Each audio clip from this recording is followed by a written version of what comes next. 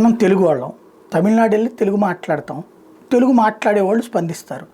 లేదంటే మనకి తమిళం తెలిస్తే తమిళంలో కూడా మాట్లాడతాం, నడిచిపోతుంది.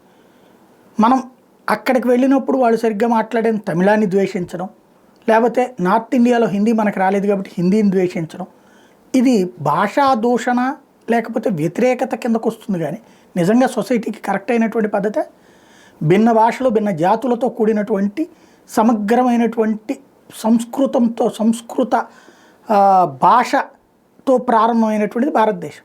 దేవనాగరి లిపి సంస్కృత భాష అన్నటువంటి పదాన్ని పదే పదే వింటుండేవాళ్ళం చిన్నప్పటి నుంచి పాఠ్యపుస్తకాల సందర్భంలో.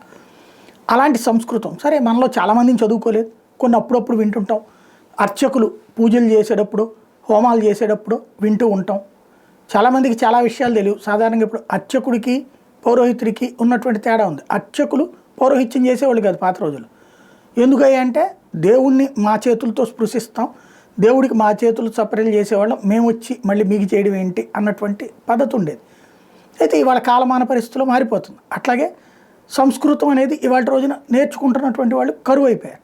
సరే అదేదో వాళ్ళు తెప్పలేదో వాళ్ళు పాపం పడుతున్నారు సంస్కృతం మాస్టర్లు. కొన్నాళ్ళు పోతే అసలు సంస్కృతం అనేటటువంటిది శాంతం బ్యాన్ అయిపోతుందా అనేటటువంటి బాధ ఉంది.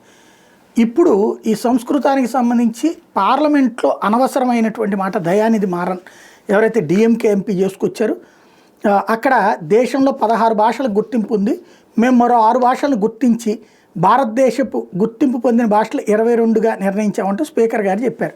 ఏంటి పార్లమెంట్లో ఆ గుర్తింపు పొందిన భాషలకు సంబంధించిన తర్జుమా ట్రాన్స్లేటర్లను అక్కడ ఉంచుతారు.